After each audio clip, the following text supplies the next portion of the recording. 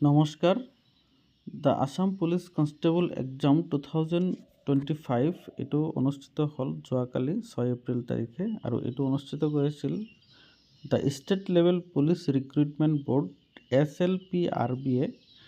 এই পৰীক্ষাটো অনুষ্ঠিত হৈছিল 10টা পৰা 12টা পৰ্যন্ত আৰু ইয়াৰ যিখিনি কুৱেশ্যন পেপাৰ মই যিমানখিনি পাৰোঁ আপোনালোকৰ লগত শ্বেয়াৰ কৰি আছোঁ। এনচাৰখিনি বিশেষকৈ মই কুৱেশ্যনটো দিছোঁ আৰু লগতে এনচাৰটো দিছোঁ, গতিকে আহক আমি আৰম্ভ কৰোঁ।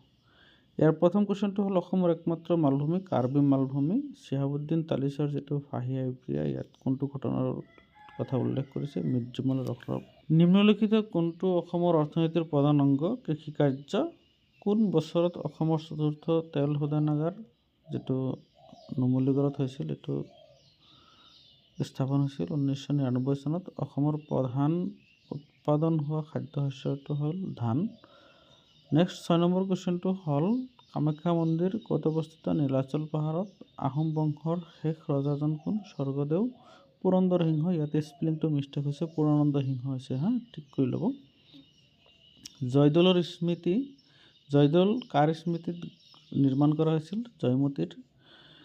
তলত দিয়া জিলাসমূহৰ কোনখন জিলাই বৰাক উপত্যকাত অৱস্থিত নহয়? এইটো অপশ্যনকেইটা চাব। মৰিগাঁও। তলৰ কোনখন ৰাজ্যক স্বৰ্গদেউ ৰুদ্ৰসিংহই আহোম ৰাজ্যত অন্তৰ্ভুক্ত কৰিছিল? ডিমাচা কাছাৰী ৰাজ্য। অসমৰ প্ৰথমগৰাকী মহিলা মুখ্যমন্ত্ৰী ছৈয়দা আনোৱাৰা টাইমুৰ। কাৰ ৰাজত্বকালত ইটাৰ চূণ তাৰ্কিক মিশ্ৰণ কৰি ৰংঘৰ পুনৰ নিৰ্মাণ কৰা হৈছিল? এইটো প্ৰমত্ত সিংহ। অসম কায়িং আৰু কেনয়িং প্ৰশিক্ষণ কেন্দ্ৰ চৰণবিল মৰিগাঁৱত আছে। অসম পুলিচ প্ৰশিক্ষণ মহাবিদ্যালয়খন যোৰহাটত দেৰগাঁৱত আছে। গৰমপানী অভয়াৰণ্যখন ডিফুত আছে। নেক্সট 16 নম্বৰ কুৱেশ্যনটো হ'ল কাৰ ৰাজত্বকালত চীনৰ যিটো পৰ্যটক হিয়ংচাং অসমলৈ আহিছিল? ভাস্কৰ বৰ্মন।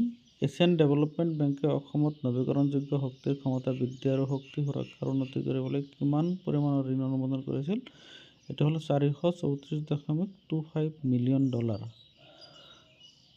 এইটো কাক ফাঁচি দিয়া হৈছিল? কুশল কোঁৱৰক। অসমৰ লগত কোন দুটা দেশৰ আন্তৰ্জাতিক সীমা নিৰ্ধাৰণ কৰা হৈছে? ভূটান আৰু বাংলাদেশ।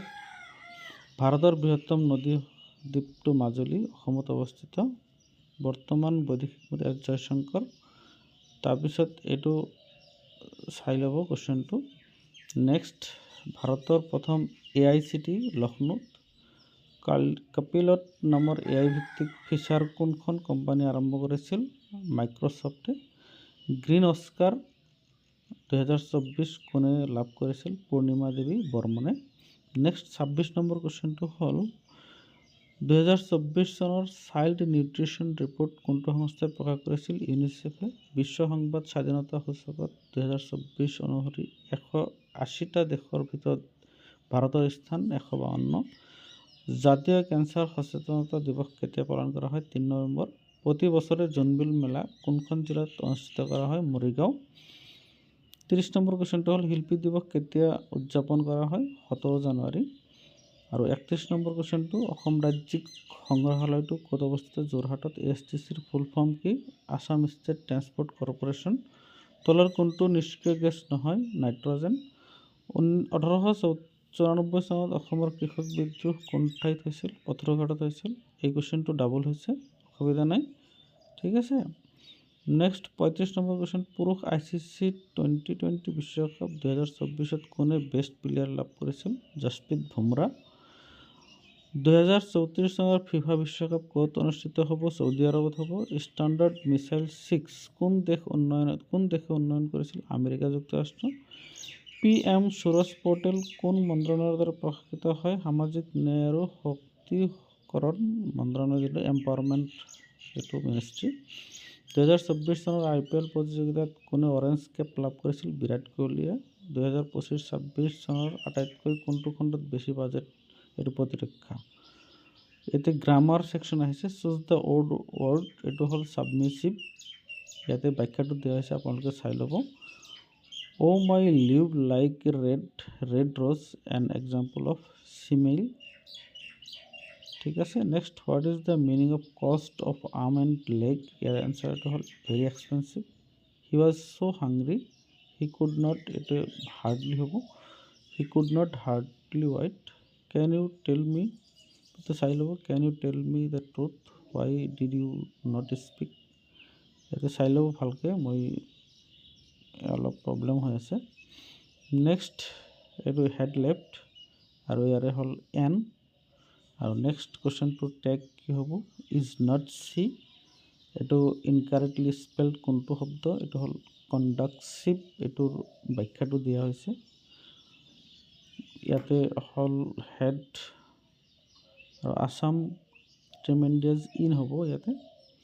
নেক্সট পেছিভ ভইচটো হৈছে a letter is being written by her, ইয়াতে টলাৰ হ'ব, টলাৰ দেন। নেক্সট ইনডাইৰেক্ট স্পেচটো হৈছে I have finish the work, ইয়াৰ ইনডাইৰেক্ট হৈছে এতিয়া চি চেইড আছিল, চি চেইডটো দিয়া নাই, she said that she had finish the work.